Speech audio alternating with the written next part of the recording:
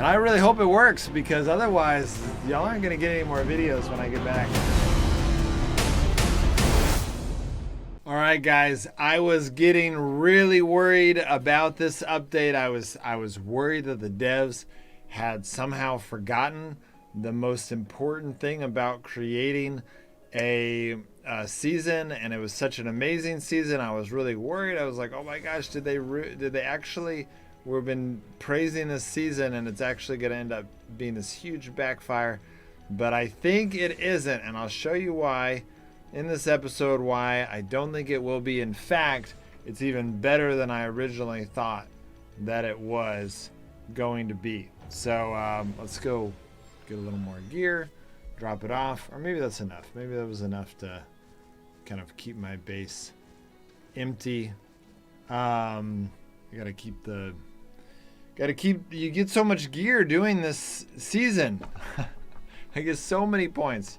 I'm going to gotten 8,000 points. All right, let's see, what do we got here? So I'm going to go ahead and put my lame backpack on. All right, so this is what I've came in today. So at first it was just giving us 20 points, and we got 3 of them the first day. So I'm like, oh, 60 a day. It's going to be great. We're going to have more than we need for 26 days. You know, that was like crazy. I mean, that was like 60 times 26 is 1,500. So we were like, wow, that's going to be, not only are we going to finish the season, but we're going to have a lot more. I mean, we're going to get like 5 of these chests. Now I'm starting to realize, okay, that was a little bit wishful thinking. They've only been giving us 20 quests a day. And I was worried. I was like, oh my gosh, are we not going to be able to finish the season? But then today, you look at it, we get 30 points. So that's still not going to finish the season if we're only getting 30 points a day. But the implication there is that now that we've done it 20 days, already finished.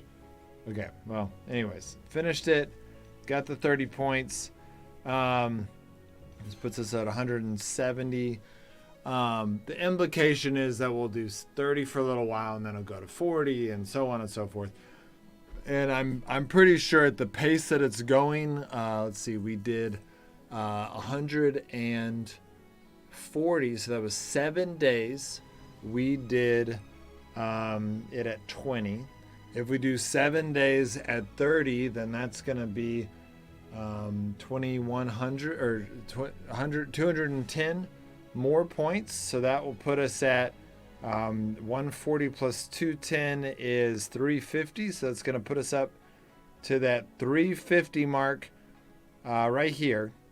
And then at 350, it should go up to 40, right?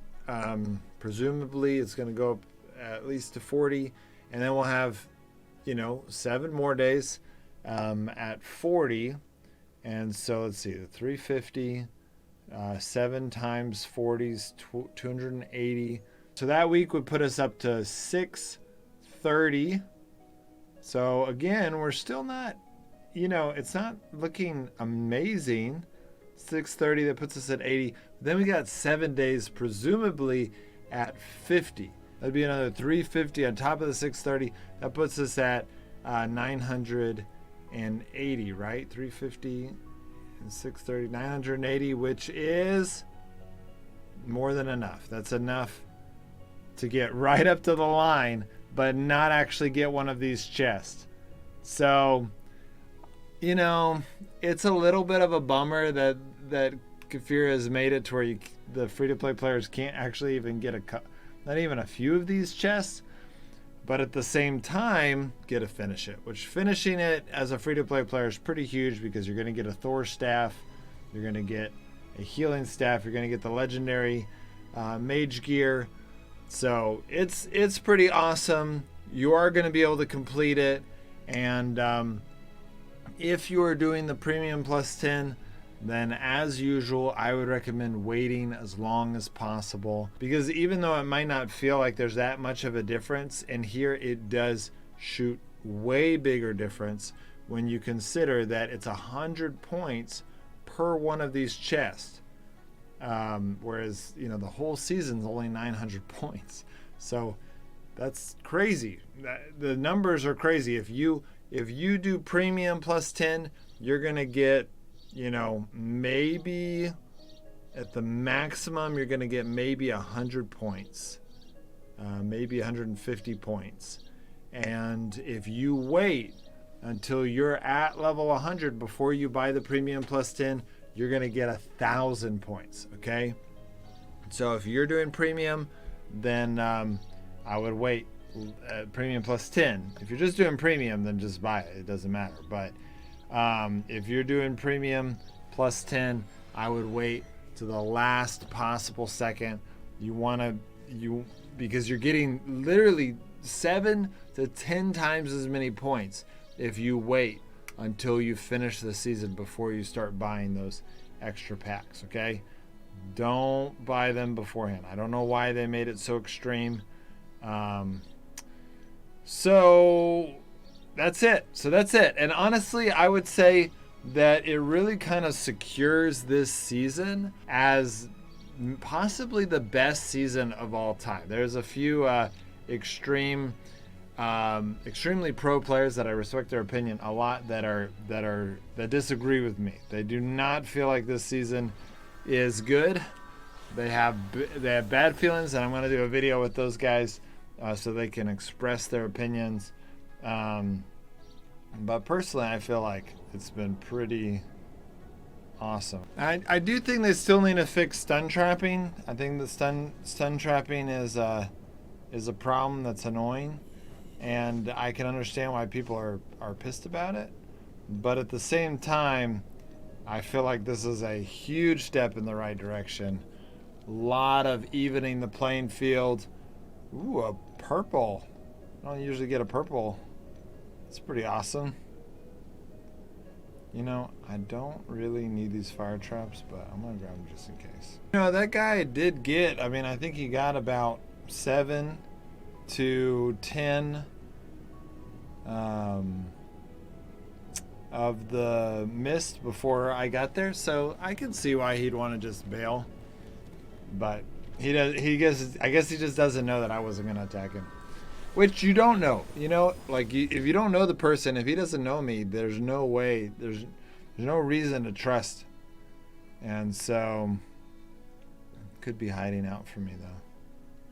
Nope. Nowhere to be found. Alright, well, it's cool.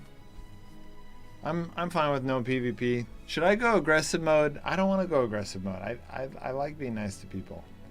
But it is making some of these episodes a little less anticlimactic, or a little bit more anticlimactic, because people go non-aggressive mode and then they just leave. And it's making it less exciting. I don't want to go aggressive mode because, well, I don't know. These guys are just trying to get some gear, you know? Like they're just poor guys trying to get some gear. And I don't want to steal all their gear.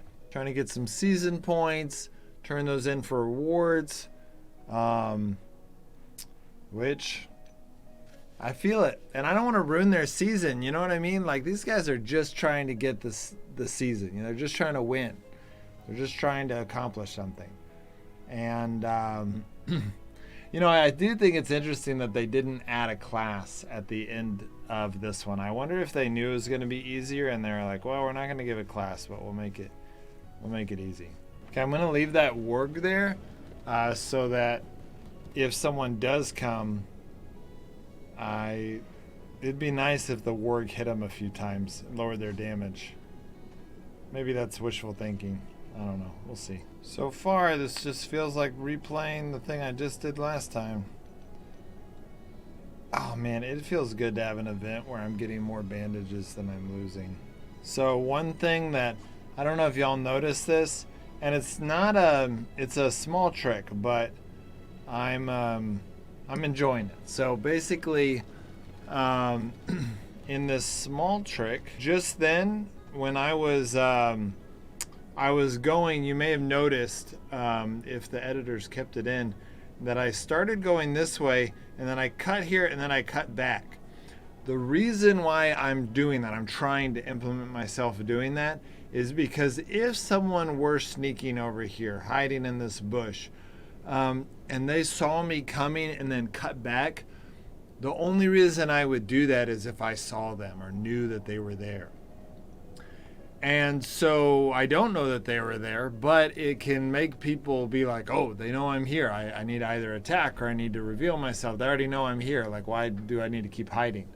And so I've noticed erratic movement that I would only do if I saw a player is something that can actually, you can use to your advantage to make the player, the enemy, think that you see them when you don't.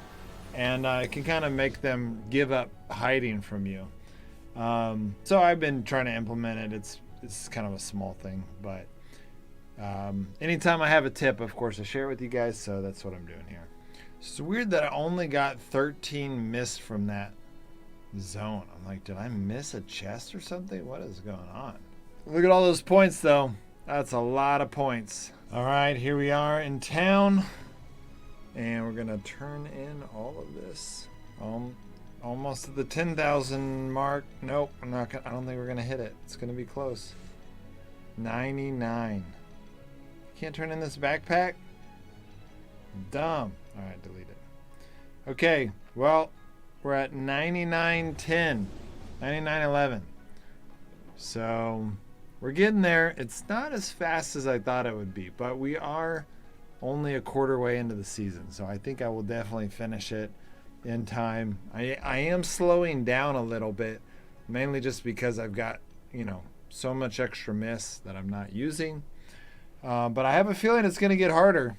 I have a feeling that when we get into those 50, 50 season point ones, we're going to be turning in like 4 of the bigger ones. It's like 80 missed a pop. So I need to keep farming, farm every couple hours, and hopefully I'll make it. We'll see. I'm nervous. I'm going on a vacation here in 2 days. Let me calculate this actually. I've got 20 days. So, we got time. I got lots of time. 20 days and 2 hours. So we got 1, 2. Yeah, I'll be back. I'm leaving on the 6th, 7th. Gonna be back the 13th. I'll still have 20 days. I'll still have 20 days. That's my math for you. I'll be gone for 10 days. I'll still have 20 days. No, I'll still have 10 days. So I'm going to be on vacation for 10 days. I'll have videos for you guys the whole time, the whole way through. I'm going on a hiking trip in, let me pull it up for you. So this is where I'm going. The beaten path. Look how beautiful this is. And there's a bunch of things they're advertising to me. Probably because they saw that I'm buying stuff for it. I had to buy some new hiking boots. Look at that view. It's going to be so good. Look at that lake and mountains next to it. That's Elk Lake. This is Rimrock Lake. Oh, that's so cool. Rainbow Lake. I've never been to any of these places. I mean, obviously, I've never really, I think I've been to Montana, but I'm from Texas, which is in the south part of the U.S. Montana is really like right next to Canada. So this is definitely, but look how beautiful this is. Like, oh my gosh, look at this falls, the mountain with the snow and it's going to be so fun. So we're going up like serious backpacking. We're going in with backpacks. We're tents, bear spray. Like if a bear comes, we have to defend ourselves by shooting what is like a wasp. It's like mace for a bear. It like burns their eyes. And I really hope it works, because otherwise y'all aren't going to get any more videos when I get back, because I'm going to be mauled by a bear and probably not here. So hopefully it'll work out. Hopefully we won't see any bears. But if we do see a bear, hopefully the bear mace works because ooh, I'm a little nervous. But I don't think I'm going to see a bear. That's what I keep telling myself. All right, there's Fossil Lake. And there's Azul Lake. Oh my gosh, look at that. That is amazing. Russell Lake. There's so many lakes. Wow, there's going to be...